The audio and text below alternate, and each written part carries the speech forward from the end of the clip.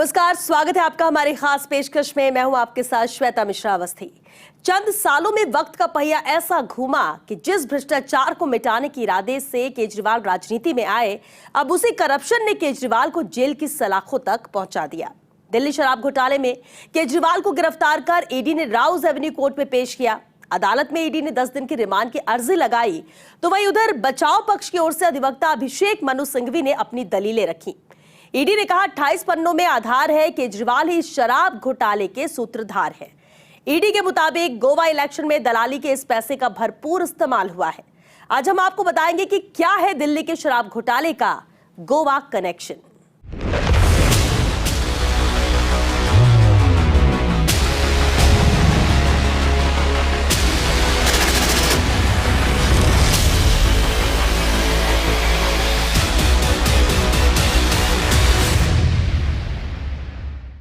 दिल्ली शराब घोटाले पर शुरू हुई सियासत अब जोर पकड़ती नजर आ रही है। दिल्ली, यूपी, पंजाब सहित कई राज्यों में आप के कार्यकर्ताओं ने विरोध प्रदर्शन किया।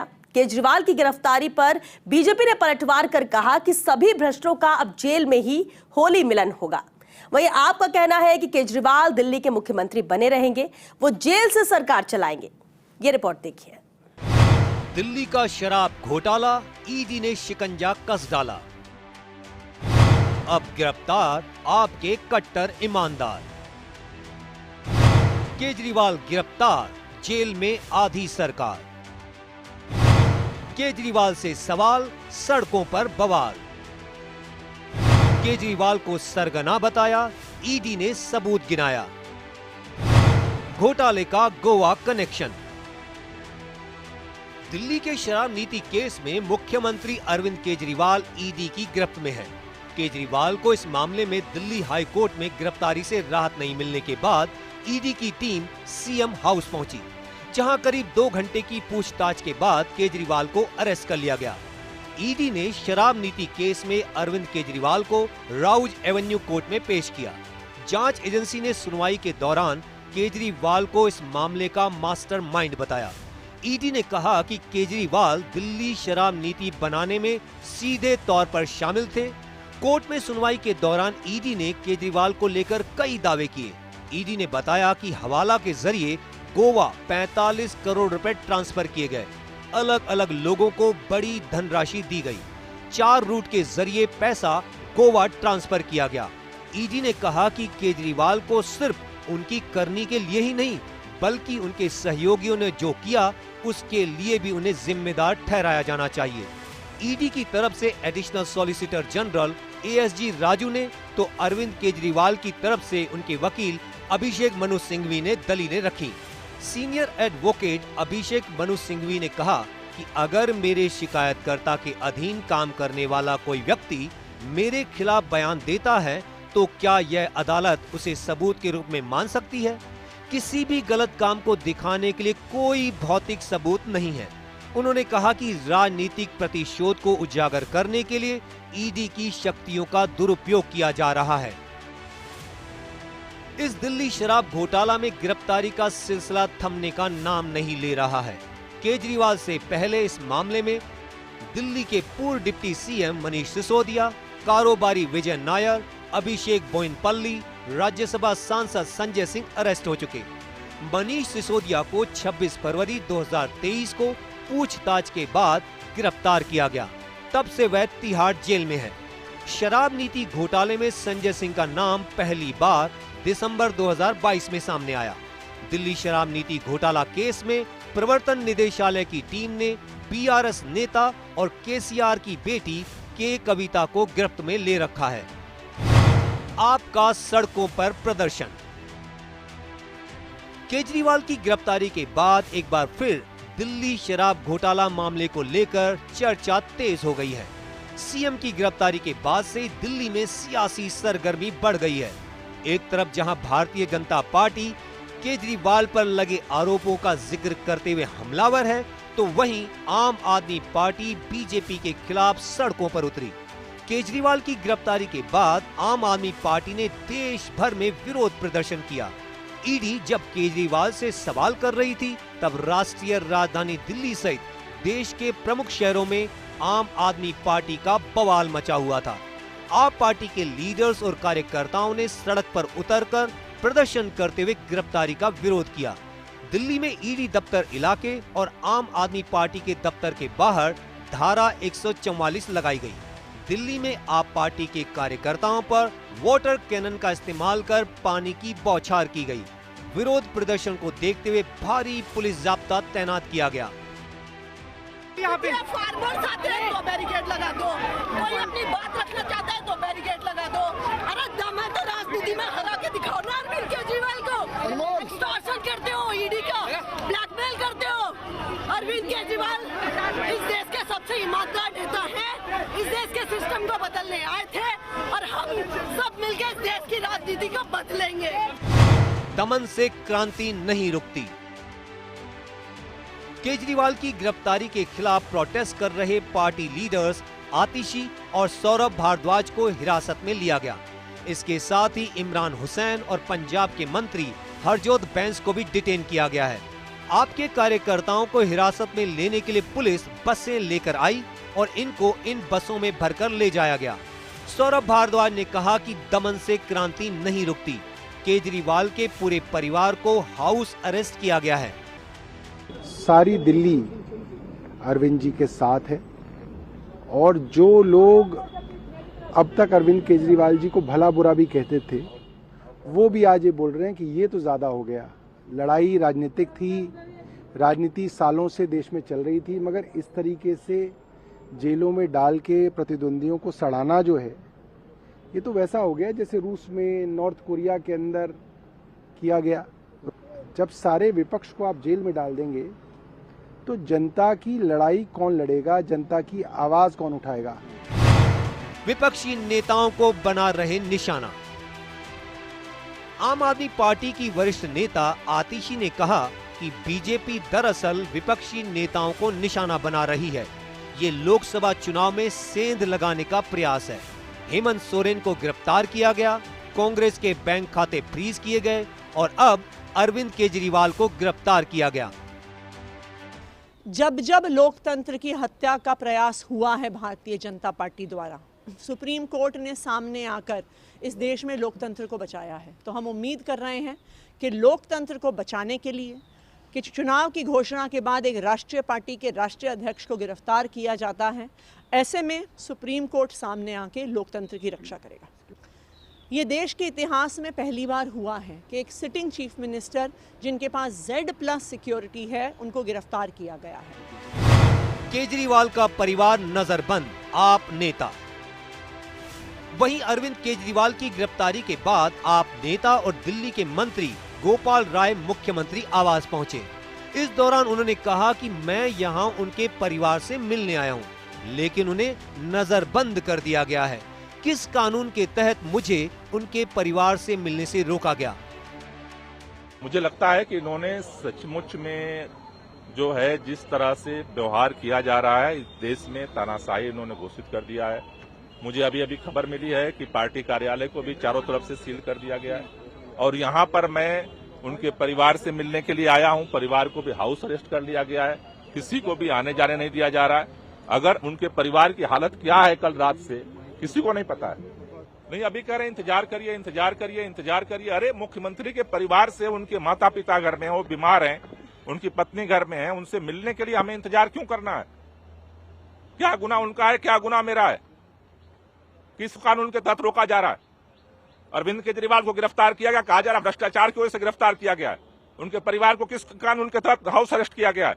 मुझे किस कानून के तहत रोका जा रहा है? वहीं पंजाब के मुख्यमंत्री भगवंत मान ने कहा कि देश में जो माहौल चल रहा है वह कतई ठीक नहीं है।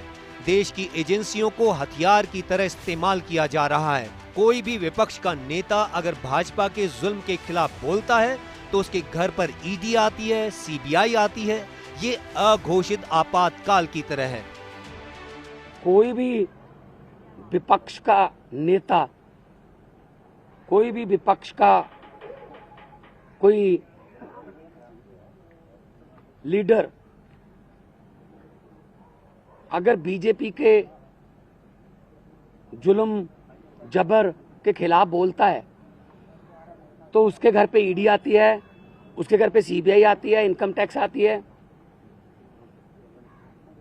और ये अनडिक्लेयर्ड इमरजेंसी की तरह देश के हालात हो गए हैं। ये बात आज मैं इसलिए कह रहा हूं कि यही बात आडवाणी जी ने कही थी कि अनडिक्लेयर्ड इमरजेंसी वाले हालात हो जाएंगे, तो आज हालात वही हैं। टूट गया केजरीवाल का गुरूर। वहीं उधर बीजेपी प्रवक्ता संबित पात्रा ने दिल्ली के शराब घोटाले पर कहा कि केजरीवाल को 9 सम्मन भेजे गए थे, लेकिन आज उनका गुरूर टूट गया। संबित पात्रा ने कहा कि केजरीवाल जी, अगर आप भ्रष्ट हैं तो आप यकीनन जेल जाएंगे। इसके साथ ही बीजेपी प्रवक्ता गौरव भाटिया ने विपक्षी नेताओं पर तीखा तंज कसा। उन्होंने कहा कि सभी भ्रष्टों का तिहाड़ जेल में होली मिलन होगा। उन्होंने कांग्रेस पर हमला बोलते हुए उसे भ्रष्टाचार की मां बताया, तो वहीं केजरीवाल को कांग्रेस का बेटा। समन नंबर 1 जब अक्टूबर 23 को आया, तब से लेकर अब तक 9 समन आए हैं। आश्चर्य का विषय है, एक भी समन में अरविंद केजरीवाल नहीं जाते हैं।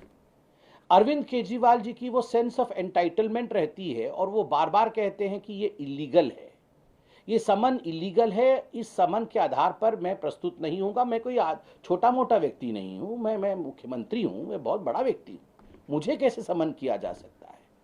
आज गुरूर टूटा है। इस देश का कानून कहता है, चाहे मुख्यमंत्री हो चाहे आम आदमी हो, यदि आपने कानून के मुताबिक काम नहीं किया है, कानून को तोड़ा है और समन किया जाएगा, तो आपको समन का सम्मान करना है, आपको आके प्रस्तुत होना है। कट्टर बेईमान, शराब घोटाले के किंगपिन, पापी आपके कन्वीनर अरविंद केजरीवाल की गिरफ्तारी एक मजबूत संदेश देती है हर उस भ्रष्टाचारी को जिसको ये गुमा है कि वो कानून से ऊपर है। आज कानून अपना कार्य कर रहा है और कट्टर बेईमान अरविंद केजरीवाल की गिरफ्तारी के बाद जनता में खुशी की लहर है।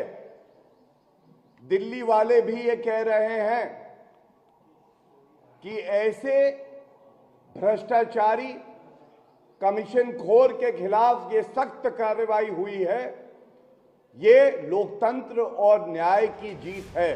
गिरफ्तारी के खिलाफ केजरीवाल की याचिका पर सुप्रीम कोर्ट की विशेष पीठ के समक्ष भी सुनवाई होनी थी, लेकिन उन्होंने अपनी याचिका वापस ले ली है।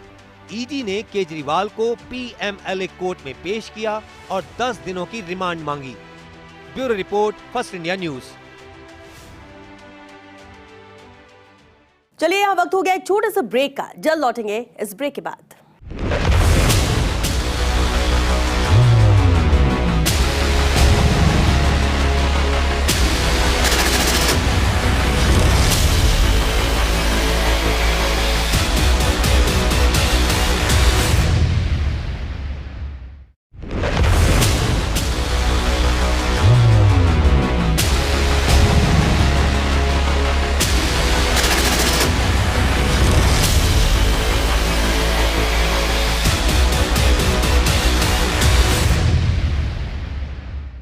ब्रेक के बाद आपका स्वागत है। दिल्ली के मुख्यमंत्री अरविंद केजरीवाल देश भर में सुर्खियों में हैं। गुरुवार को शाम ढलते ही ईडी की टीम 10वें समन के साथ उनके घर पहुंची, जहां 2 घंटे पूछताछ की और गिरफ्तार कर ले गई।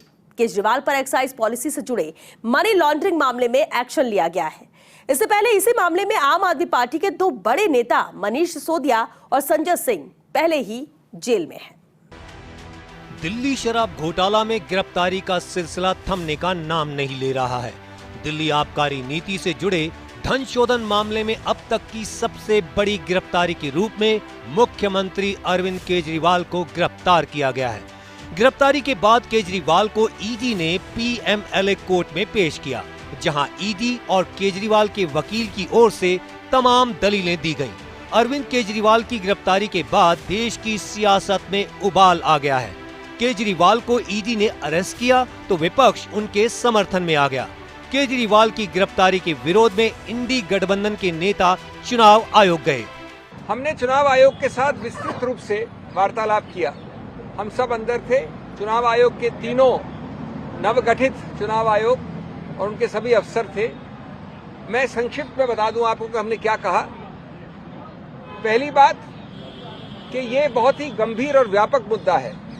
ये सिर्फ एक व्यक्ति या व्यक्ति विशेष या पार्टी विशेष का मुद्दा नहीं है। ये मुद्दा व्यापक इसलिए है क्योंकि ये सीधा संबंध रखता है भारत के संविधान के मूल ढांचे से। क्या है दिल्ली की शराब नीति? 17 नवंबर 2021 को दिल्ली सरकार ने राज्य में नई शराब नीति लागू की। इसके तहत राजधानी में 32 जोन बनाए गए। हर जोन में ज्यादा से ज्यादा 27 दुकानें खुलनी थी। इस तरह से कुल मिलाकर 849 दुकानें खुलनी थी। नई शराब नीति में दिल्ली की सभी शराब की दुकानों को प्राइवेट कर दिया गया। इसके पहले दिल्ली में शराब की 60% दुकानें सरकारी और 40% प्राइवेट थीं। नई नीति लागू होने के बाद 100% प्राइवेट हो गईं।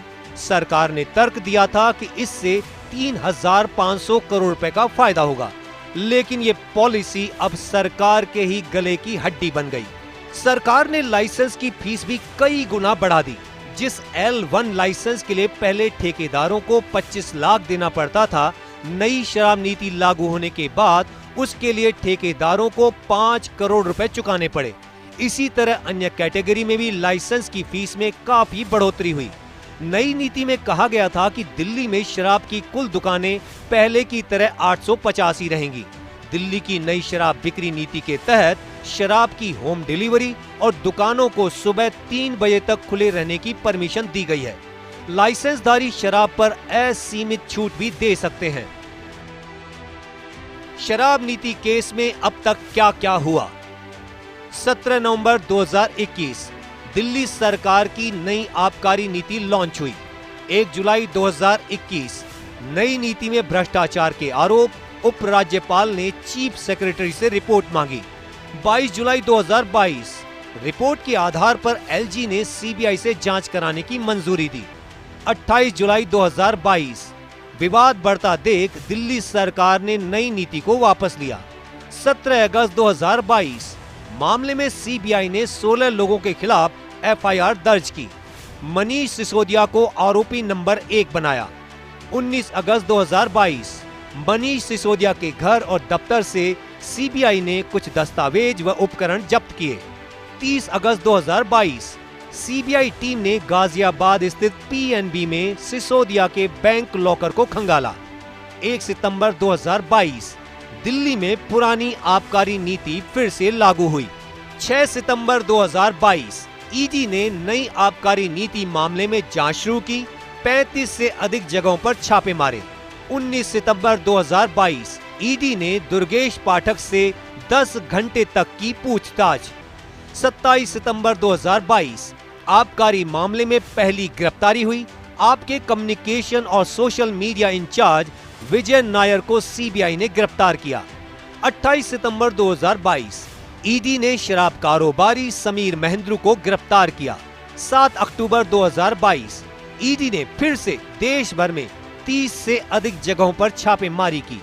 एक शख्स के घर से 1 करोड़ रुपए बरामद किए। 17 अक्टूबर 2022 सीबीआई ने मनीष सिसोदिया से पूछताछ कर 8 घंटे बाद छोड़ा। 25 नवंबर 2022 सीबीआई ने केस में पहली चार्जशीट दाखिल की, जिसमें मनीष सिसोदिया का नाम नहीं था। 30 नवंबर 2022 केस में के चंद्रशेखर राव की बेटी के कविता का नाम सामने आया। 11 दिसंबर 2022 सीबीआई की टीम ने हैदराबाद में के कविता से पूछताछ की। 2 फरवरी 2023 ईडी ने आबकारी नीति मामले में चार्जशीट दाखिल की। पहली बार मामले में सीएम अरविंद केजरीवाल का नाम भी आया। 18 फरवरी 2023 सीबीआई ने फिर समन भेजकर सिसोदिया को 19 फरवरी को पूछताछ के लिए बुलाया। 19 फरवरी 2023 सिसोदिया ने बजट बनाने में व्यस्तता का हवाला देते हुए सीबीआई से वक्त मांगा। 20 फरवरी 2023 सीबीआई ने सिसोदिया को 1 हफ्ते की मोहलत दी। 26 फरवरी को फिर से पूछताछ के लिए बुलाया। 26 फरवरी 2023 सीबीआई ने सिसोदिया को 8 घंटे की पूछताछ के बाद अरेस्ट किया। 4 अक्टूबर 2023 आप नेता संजय सिंह को प्रवर्तन निदेशालय ने गिरफ्तार कर लिया। 2 नवंबर 2023 शराब नीति केस में अरविंद केजरीवाल को ईडी का पहला समन जारी हुआ। 21 दिसंबर 2023 केजरीवाल को दूसरा समन जारी हुआ। केजरीवाल पेश नहीं हुए। 3 जनवरी 2024 ईडी ने अरविंद केजरीवाल को तीसरा समन जारी किया। 17 जनवरी 2024 शराब नीति केस में ईडी ने अरविंद केजरीवाल को चौथा समन जारी किया। 2 फरवरी 2024 ईडी ने दिल्ली सीएम को 5वीं बार समन भेजा। 22 फरवरी 2024 प्रवर्तन निदेशालय ने केजरीवाल को छठा समन भेजा। 26 फरवरी 2024 अरविंद केजरीवाल को ईडी का 7वां समन मिला। 27 फरवरी 2024 केजरीवाल को 8वीं बार समन भेजा गया। 16 मार्च 2024 बीआरएस नेता के कविता को प्रवर्तन निदेशालय ने हिरासत में लिया। 17 मार्च 2024 अरविंद केजरीवाल को 9वां समन भेजा गया था। 21 मार्च 2024 लंबी पूछताछ के बाद ईडी ने केजरीवाल को गिरफ्तार कर लिया। 22 मार्च 2024 केजरीवाल को ईडी ने पीएमएलए कोर्ट में पेश किया। दिल्ली शराब घोटाले मामले में सीएम अरविंद केजरीवाल को ईडी ने गिरफ्तार किया है। ये बड़ी बात है कि एक सिटिंग सीएम को जांच एजेंसी ने अरेस्ट किया है। आजाद भारत में काफी कम बार ऐसा हुआ है कि पद पर आसीन किसी मुख्यमंत्री को इस तरह से गिरफ्तार किया गया हो।